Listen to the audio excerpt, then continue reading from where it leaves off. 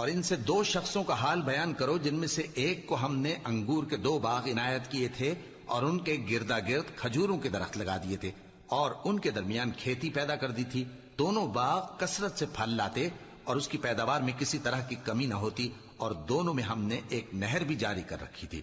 اور اس طرح اس شخص کو ان کی پیداوار ملتی رہتی تھی. تو ایک دن جبکہ وہ اپنے دوست سے باتیں کر رہا تھا، کہنے لگا کہ میں تم سے مال و دولت میں بھی زیادہ ہوں اور جتھے اور جماعت کے لحاظ سے بھی زیادہ عزت والا ہوں، اور ایسی شیخیوں سے اپنے حق میں ظلم کرتا ہوا اپنے باغ میں داخل ہوا.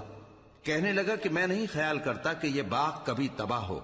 اور نہ خیال کرتا ہوں کہ قیامت برپا ہو، اور اگر میں اپنے پروردگار کی طرف لوٹایا بھی جاؤں تو وہاں ضرور اس سے اچھی جگہ پاؤں گا. تو اس کا دوست جو اس سے گفتگو کر رہا تھا کہنے لگا